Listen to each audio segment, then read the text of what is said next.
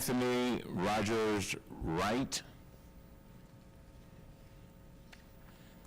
Mr. Wright is the Policy and Organizing Director at Environmental Action. Mr. Rogers-Wright has taken part in a variety of progressive organizing campaigns for 8 years.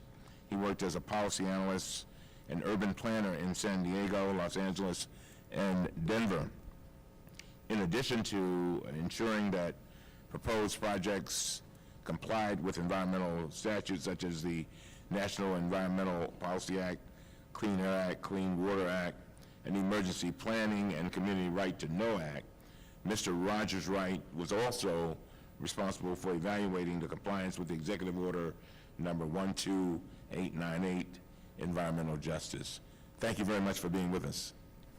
Thank you, Chairman Cummings, for this opportunity. It's my hope that you will heed the calls from this talented group of speakers who have traveled to offer you narratives about humanity's greatest challenge, global climate disruption, or climate change. Our planet, our climate, our children, and especially frontline communities of color are looking to you all to promulgate a platform that communicates the need for acute, chronic, and radical change. That said, my friends, while climate change affects all of us, it does not affect all of us equally. As preeminent environmental justice scholar and practitioner Dr. Robert Bullard reminds us, frontline low-wealth communities of color are hit first and worst by the impacts of climate change. Unfortunately, the response of our government to address this disparity is usually past and last. In their seminal work, The Wrong Complexion for Protection, Dr. Beverly Wright and Dr. Bullard remind us environmental and public health threats from natural and human-made disasters are not randomly distributed. Healthy places and healthy people are highly correlated, and it should be no surprise that the poorest of the poor within the United States have the worst health and live in the most degraded and at-risk environments. There is nowhere in the country experiencing this reality more profoundly than the Gulf South region of the United States, and there is no industry that engenders this calamitous condition more so than the fossil fuel industry. It is imperative for the DNC to call for the cessation of all offshore drilling operations, and specifically in the Gulf of Mexico as part of the party platform. Right now, the Bureau of Ocean Energy Management is considering 5-year leases that will allow big oil companies to access designated areas in the Arctic and the Gulf for deep water oil drilling. While there has been much discussion about the implications of this plan to the Arctic with its polar bears, including letters from Democratic senators to Secretary Jewell and calls from mainstream environmental groups, there has been less attention to the implications of this plan to the Gulf Coast with its low-wealth black and brown people. This despite the fact that of the 13 potential leases, 10 are in the Gulf and only 3 are in the Arctic. This iniquitous transmission of urgency further proves that the Gulf is one of, if not the preferred sacrifice zone of the United States of America. And it further proves why we must, as a global community, cease thinking about climate change solely as a nefarious natural phenomenon. Climate change is also a system of oppression that forms the intersection of racial, economic, gender, indigenous, and ethnic injustice. Hence, addressing climate change will take an intersectional approach. You cannot address climate disruption without addressing disruption to all forms of justice. The Gulf Coast includes the nexus, as we've learned, of Cancer Alley, sinking land, the denial of federal recognition for sovereign tribal nations, and respect and restoration of tribal lands. It also is the home to the first U.S. climate migrants to be, the Biloxi Chickamauga Choctaw tribe, who have lost 98% of their land to the encroaching Gulf waters due largely to oil and gas drilling operations. And all the while, the Gulf Coast still remains one of the poorest and impoverished regions in the country. These are all the variables that contributed to climate change's oppressive equation in the Gulf and vulnerable communities nationwide, including Native communities. Now, while I applaud many of President Obama's and the Democrats' efforts to address climate change, it's still important to distinguish between acknowledging climate change and acting on climate change. And this discrepancy was put on full display last year during the Global COP21 Climate Summit in Paris. My organization was honored to assist students and faculty from the historically black colleges and universities climate change initiative to participate in COP21 because we believed it was important for the stories of the Gulf Coast to be given global attention, and many of the HBCU students and faculty members themselves are residents of the Gulf Coast. But while this was happening and they were offering their narrative to the world, back home the president and fellow Democrats were negotiating lifting the crude oil export ban previously in place since the 1970s. The HBCU students made impassioned pleas by video to Democratic senators declaring the ban must stand, but to no avail. And unfortunately, friends, this communicated to us, and I believe the entire Gulf Coast, that the president and Democrats' calls to address climate change were meretricious and vacuous, because we knew that lifting the ban would lead to more offshore drilling in the Gulf of Mexico. So here's an inconvenient truth that I must share with all of you. Climate denial is not limited to GOP boogeymen like Senator James Inhofe and Ted Cruz, because by allowing the crude oil export ban to be lifted and considering an increase in offshore drilling, Democrats too are denying the science of climate change. The science telling us we must keep 80% of remaining fossil fuels deposits in the ground, and our friends from Oil Change International and Greenpeace inform us that the proposed 5-year offshore leasing program would lead to increased emissions of 850 million metric tons of carbon dioxide over roughly 50 years, which is the equivalent to the emissions from 3.6 million cars on the road over the same period. It was Frederick Douglass who said, where justice is denied, where poverty is enforced, where ignorance prevails, and where any one class is made to feel that society is an organized conspiracy to oppress, rob, degrade them, neither persons nor property will be safe. There are no better words that portray the situation in the Gulf Coast. And this is why we are seeing so many take to direct action, risking their freedom, their safety, and their lives to disrupt, divest from, and abolish fossil fuels with the same fervor as Douglass and his allies used to abolish slavery. And it is why our friend and author-journalist Wen Stevenson has called our movement the New Abolitionists. Climate change has pillaged time from all of us, including our time to act. There is no time for half measures, perfunctory proclamations, or policies derived from incrementalism. Climate disruption is a radical system that requires radical action. The Gulf Coast cannot afford another BP blowout, another Shell oil spill, and the people will no longer allow themselves to be captive to a circumference of injustice that continues to rob them of clean air, land, public health, and economic elasticity. And until we cease offshore drilling in the Gulf and the Arctic, the prescient words of Mr. Douglass will be vindicated as communities, regions, nations, and the entire planet will exist in a climate reality bereft of safety. I will leave you with these truths for the DNC as we head into the general election season. According to a poll by our friends Green for All and Van Jones in 2014, 68% of voters of color favor immediate action to address climate change, and a 2014 survey conducted by Benenson Strategy Group informed us that 85% of African Americans support global commitments to act on climate, which is the largest percentage of a demographic group. Benenson also predicted that climate change will be a major issue for our nation's 17.8 million black voters in the 2016 election. And furthermore, according to a study conducted by George Mason and Yale Universities, 82% of Latinos and 89% of African Americans support measures to regulate and reduce carbon emissions. No Democratic candidate for the presidency has won the white vote in this country since 1964 with Lyndon B. Johnson, and the average of white support for Democratic candidates since '72 is 39%. Ergo, the DNC and the Democrats are totally dependent on the participation of people of color for electoral success. The DNC must prove that our health and the health of our communities are as important as our votes.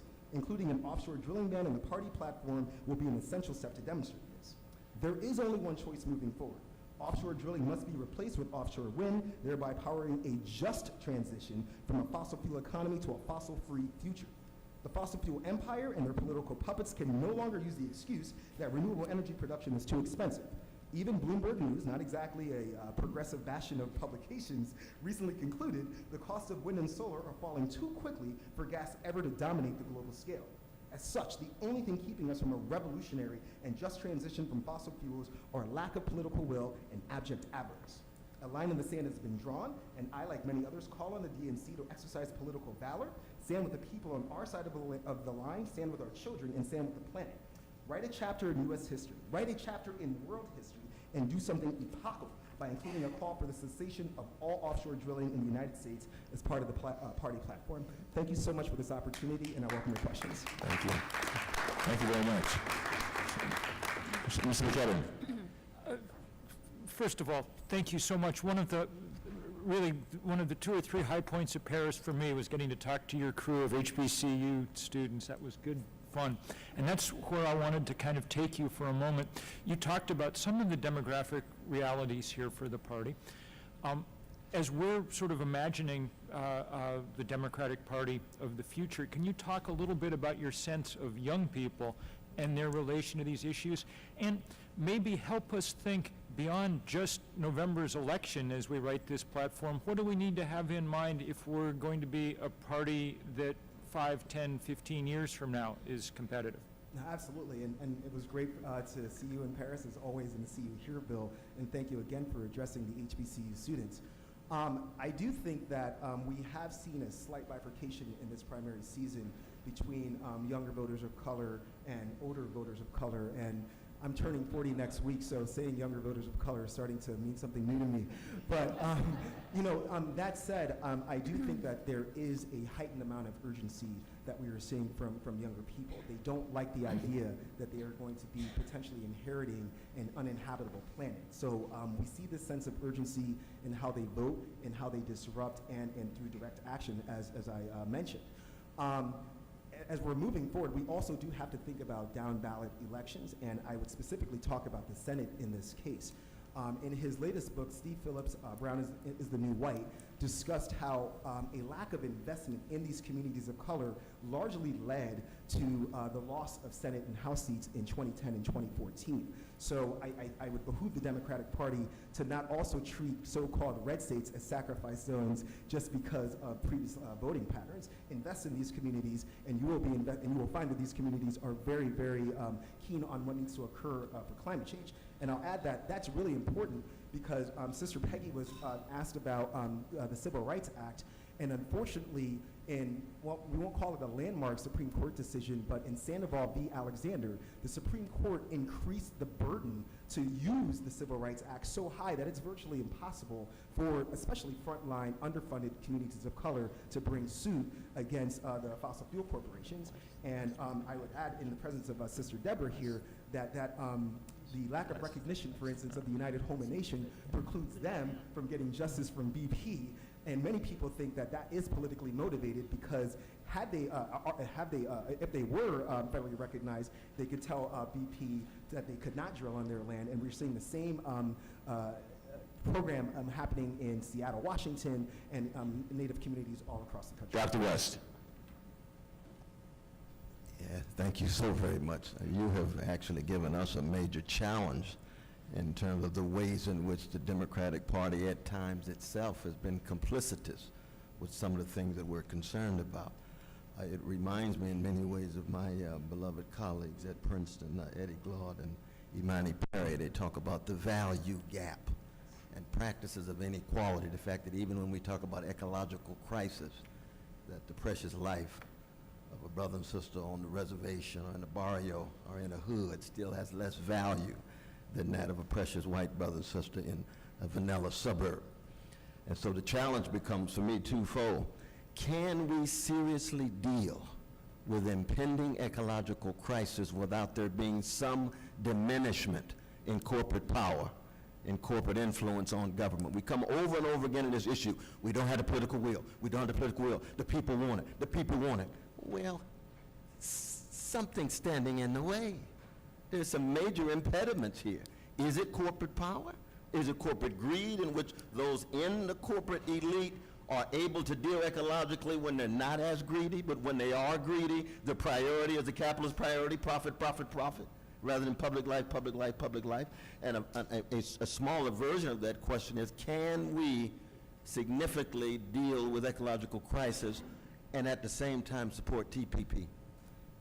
Oh, thank you so much for the question, Brother West. I'd be remiss if I didn't say that my mother enforced my education to include your teachings, and as a new father to a 10-month-old Zaire Cielo, I will also be enforcing your teachings in his education. So thank you so much.